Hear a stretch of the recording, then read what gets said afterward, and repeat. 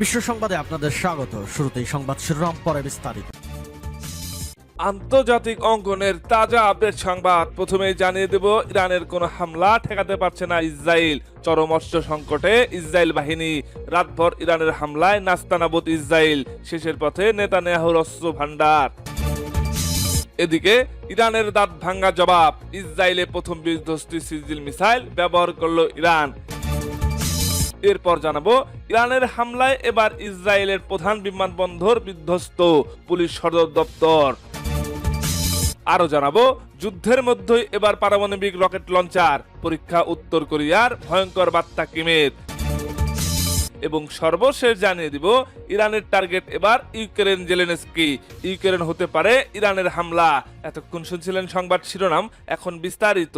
অনুরোধ থাকবে ভিডিওটিতে একটা লাইক দিবেন, কমেন্ট করে জানিয়ে দিন আপনি কোন জেলা থেকে বা কোথা থেকে এই সংবাদটি শুনছেন এবং দেখছেন।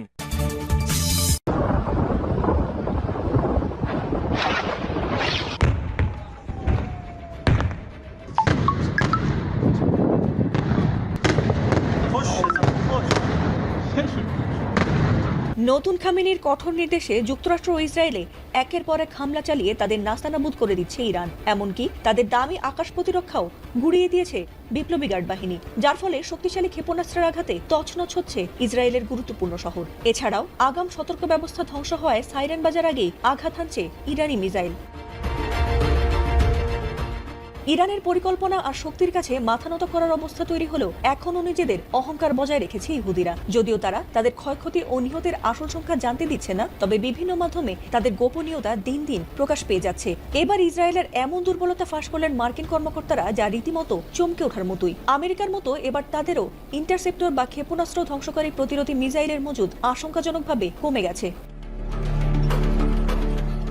আর এই বিষয়টি নিশ্চিত করে ওয়াশিংটন ভিত্তিক সংবাদ মাধ্যম সেমাফোর মার্কিন কর্মকর্তাদের বরাতে জানিয়েছে, ইসরায়েলের আকাশ প্রতিরক্ষা ব্যবস্থার মূল শক্তি ইন্টারসেপ্টর ফুরিয়ে আসছে। আর তাতে তারা আতঙ্কিত হয়ে ইতোমধ্যেই আমেরিকাকে জানিয়েছে যেন তাদের প্রয়োজনীয় গোলাবারুদ সরবরাহ করা হয়। মূলত ইসরায়েল গত বছর যখন ইরানের সঙ্গে যুদ্ধ জড়ায়, তখনও তারা ইন্টারসেপ্টরের সংকটে ছিল।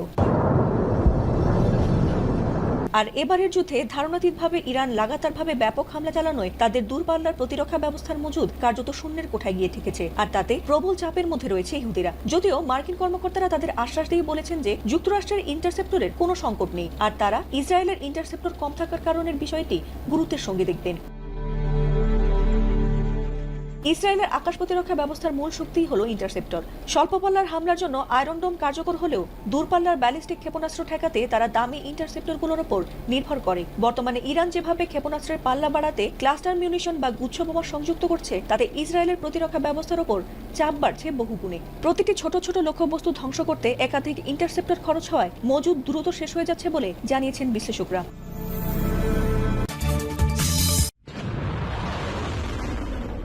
শত্রুপক্ষের স্থাপনা লক্ষ্য করে ছুটছে বহুল আলোচিত সিজিল মিসাইল। যুক্তরাষ্ট্র ইসরায়েলের সাথে চলমান যুদ্ধে প্রথমবারের মতো ভয়াবহ এই ক্ষেপণাস্ত্র ব্যবহারের দাবি করেছে ইরানের বিপ্লবী গার্ড বাহিনী IRGC। মধ্যপ্রাচ্যে মোতায়েন মার্কিন সামরিক স্থাপনা আর ইসরায়েলের ভূখণ্ড লক্ষ্য করে 54তম ধাপের হামলা শুরুর ঘোষণা দিয়েছে ইরান। এ দফার হামলায় সিজিল মিসাইলের পাশাপাশি খাইবার শিকান, কদর এবং এমাদ ক্ষেপণাস্ত্রও ব্যবহারের ঘোষণা দিয়েছে তারা। ইসরায়েলের রাজধানী তেল আবিবে হামলার পাশাপাশি সংযুক্ত আরব আমিরাতেও আঘাত করেছে ইরানের ছোড়া ড্রোন। হরমুজ প্রণালীতে যুক্তরাষ্ট্রের উপস্থিতি থাকলে প্রণালী বন্ধ রাখার হুঁশিয়ারিও দেওয়া হয়। বিগত 50 বছর ধরে পারস্য উপসাগরে অস্থিরতার কারণ আমেরিকার উপস্থিতি। এখান থেকে যুক্তরাষ্ট্র না সরলে হরমুজ প্রণালী খোলা হবে না। এই প্রণালীর নিয়ন্ত্রণ থাকবে ওই অঞ্চলের দেশগুলোর কাছেই। এমন পরিস্থিতিতে যুক্তরাষ্ট্রের জ্বালানি সচিব ক্রিস রাইট আশা করছেন আগামী কয়েক সপ্তাহের মধ্যেই শেষ হবে ইরান যুদ্ধ। পাশাপাশি হরমুজ প্রণালীর প্রতি যেসব দেশ সবচেয়ে বেশি নির্ভরশীল তাদেরকে একজোট হওয়ার আহ্বানও জানিয়েছেন তিনি। মনে হয় এই সংঘর্ষ অবশ্যই আগামী কয়েক সপ্তাহের মধ্যে শেষ হবে। এটি তার থেকেও আগে হতে পারে। হরমুজ প্রণালীর উপর চীন, জাপান, কোরিয়া সহ এশিয়ার বহু দেশ নির্ভরশীল। তাই গুরুত্বপূর্ণ এই বাণিজ্য পথের সুরক্ষায় তাদেরই সবার আগে এগিয়ে আসা উচিত। এদিকে রোববার ভোর থেকেই ইরানের ইস্পাহানে চলে ব্যাপক ধ্বংসযজ্ঞ। হতাহত হন বহু বাসিন্দা। এছাড়াও রাজধানী তেহরান সহ বিভিন্ন স্থানে চলে আগ্রাসন। আল জাজিরার তথ্য মতে চলমান যুদ্ধে ইরানের 200-রও বেশি শহরে হামলা চালিয়েছে যুক্তরাষ্ট্র ইসরায়েলের যৌথ বাহিনী। ইরানের ছোড়া একের পর এক ক্ষেপণাস্ত্রের আঘাতে কাঁপছে তেল আভিভ। ভেঙে পড়ছে দেশটির আকাশ প্রতিরক্ষা ব্যবস্থা, ফলে ধরাশায়ী হওয়ার শঙ্কায় ইসরায়েল। এমন অবস্থায় এবার ইরানের হামলায় বন্ধ হয়ে গেছে ইসরায়েলের সবচেয়ে বড় বিমানবন্দর বেন গুরিয়ন। শুধু তাই নয়, দেশটির পুলিশ সদর দপ্তরে শক্তিশালী ড্রোন হামলা চালিয়েছে আয়াতুল্লাহ বাহিনী। আরও জানাচ্ছেন এসআই রাজ।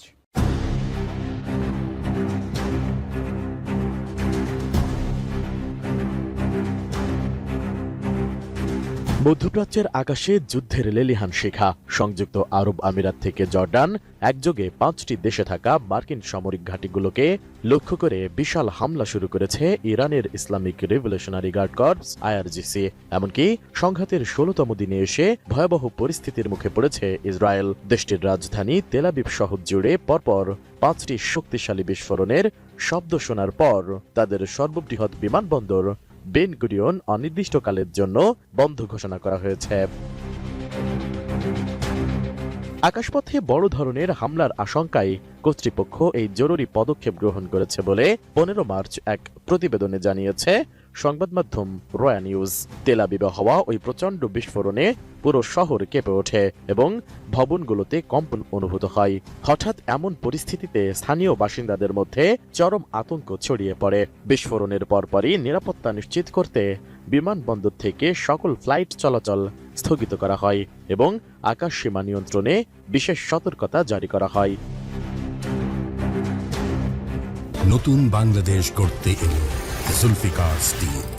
জুলফিকার স্টিল, ইস্পাত দৃঢ় অঙ্গীকার। কেবল রাজধানী তেল আবিবই নয়, ইসরায়েলের উত্তর সীমান্ত অঞ্চলেও হামলার তীব্রতা বেড়েছে। ইসরায়েলের চ্যানেল 12 জানিয়েছে উত্তর ইসরায়েলের মেতুলা শহরেও 3টি রকেট নিক্ষেপ করা হয়েছে। এছাড়া ইসরায়েলের হোম ফ্রন্ট কমান্ড জানিয়েছে উত্তর ইসরায়েলের উচ্চ গ্যালিলির আভিভিম এলাকায় বিমান হামলার সাইরেন বেজে উঠেছে, যা বড় ধরনের আকাশপথের আক্রমণের ইঙ্গিত দিচ্ছে। বর্তমানে ইসরায়েলের আকাশ জুড়ে এক অস্থির পরিস্থিতি বিরাজ করছে। ইরান ও হিজবুল্লাহর পক্ষ থেকে একের পর এক ড্রোন ও ক্ষেপণাস্ত্র হামলার কারণে দেশটির প্রতিরক্ষা ব্যবস্থা, আয়রন ডোম এবং অ্যারো সিস্টেমকে ক্রমাগত ব্যস্ত থাকতে হচ্ছে।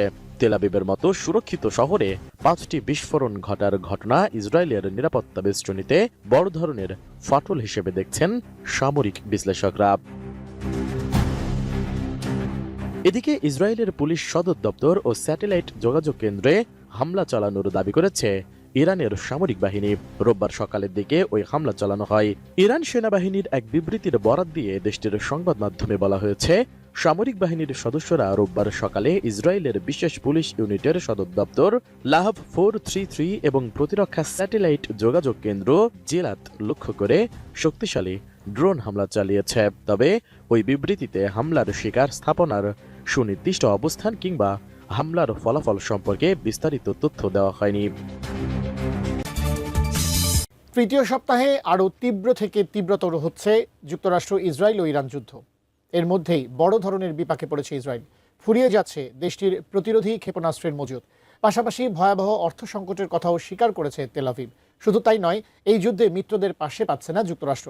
তাই চরম হতাশায় দেশটির প্রেসিডেন্ট ডোনাল্ড ট্রাম্প। এমন অবস্থায় এবার ইরানের পাশে দাঁড়িয়ে পারমাণবিক রকেট লঞ্চারের পরীক্ষা চালালো উত্তর কোরিয়া।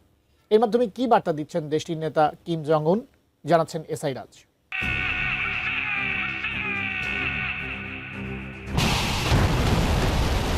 ইরানের সঙ্গে শুরু হওয়া যুক্তরাষ্ট্র ইসরায়েলের সংঘাত গড়িয়েছে তৃতীয় সপ্তাহে। শত্রুপক্ষের যৌথ আগ্রাসনের জবাবে ইসরায়েলের পাশাপাশি মধ্যপ্রাচ্যের দেশগুলোতে অবস্থিত মার্কিন ঘাঁটিগুলোতে লাগাতার হামলা চালিয়ে যাচ্ছে ইরান। বসে নেই যুক্তরাষ্ট্র ও ইসরায়েলও। তেহরানকে লক্ষ্য করে তারাও হামলা চালিয়ে যাচ্ছে। এমন পরিস্থিতির মধ্যেই ব্যালিস্টিক ক্ষেপণাস্ত্রের পর এবার পারমাণবিক ক্ষমতা সম্পন্ন নতুন রকেট লঞ্চারের সফল পরীক্ষা চালালো উত্তর কোরিয়া। দক্ষিণ কোরিয়া ও যুক্তরাষ্ট্রের সামরিক বাহিনীর চলমান বসন্তকালীন সামরিক মহড়ার মাঝে রোববার এই পরীক্ষা চালানো হয়েছে। যদিও একদিন আগেই একযোগে 10টি ব্যালিস্টিক ক্ষেপণাস্ত্র নিক্ষেপ করে পিয়ংইয়ং।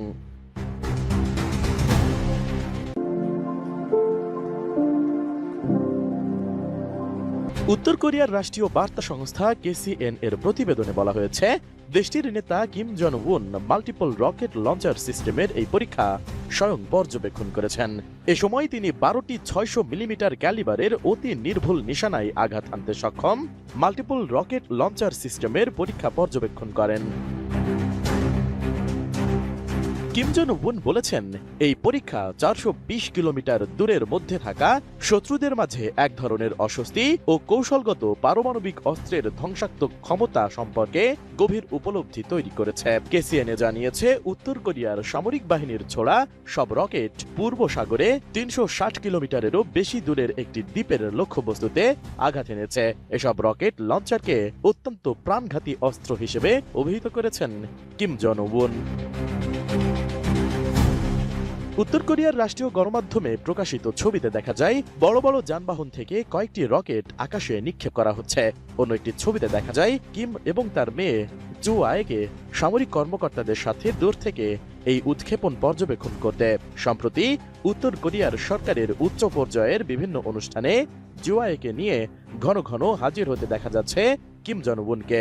তাই ধারণা করা হচ্ছে উত্তর কোরিয়ার পরবর্তী শাসক হতে পারেন জু আয়ে। সেই সাথে এই পারমাণবিক রকেটের পরীক্ষা চালানো নিয়েও প্রশ্ন উঠেছে, তবে কি বিশ্বজুড়ে আসন্ন পরমাণু যুদ্ধ?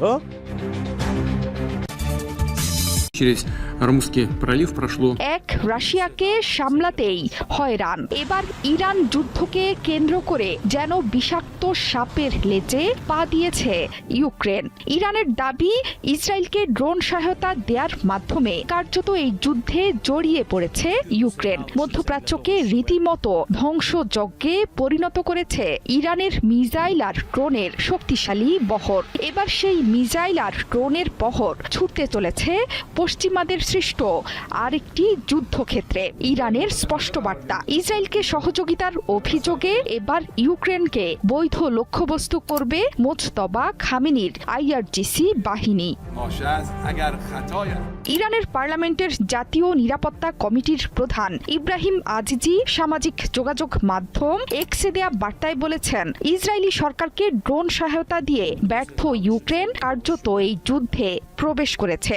এর মাধ্যমে নিজেদের পুরো ভূখণ্ডকে ইরানের জন্য বৈধ লক্ষ্যবস্তুতে পরিণত করেছে তারা। এই ঘোষণার মাধ্যমে কার্যত ইউক্রেন তথা পুরো ইউরোপের সাথে যুদ্ধে জড়িয়ে পড়েছে মোজতবা খামেনির বাহিনী। ইউক্রেন সরাসরি এই কথা স্বীকার না করলেও মধ্যপ্রাচ্যে ড্রোন হামলা প্রতিরোধে কাতার, সংযুক্ত আরব আমিরাত ও সৌদি আরবে সামরিক বিশেষজ্ঞদের একটি দল পাঠিয়েছে ভলোদিমির জেলেনস্কি।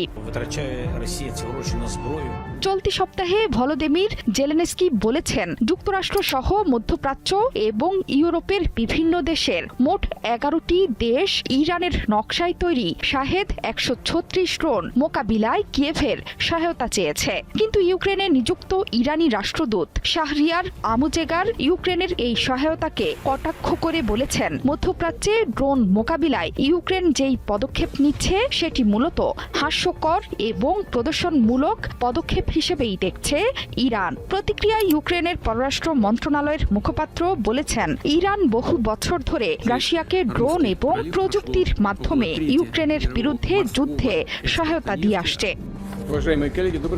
ইউক্রেনে যুদ্ধ শুরুর পর থেকে নিয়মিত ড্রোন হামলা চালিয়ে আসছে রাশিয়া। অভিযোগ রয়েছে এসব ড্রোন ইরানের শাহেদ 136-এর উন্নত রুশ সংস্করণ। শুধু তাই নয়, খবর রটেছে আজারবাইজানের মাধ্যমে ইরানের সম্প্রতি 13 টন মানবিক সহায়তা দিয়েছেন রুশ প্রেসিডেন্ট ভ্লাদিমির পুতিন। এমনকি ক্রেমলিনের মুখপাত্র দিমিত্রি পেসকভ বলেছেন, ইরানের নেতৃত্বের সঙ্গে নিয়মিত যোগাযোগ রাখছেন পুতিন।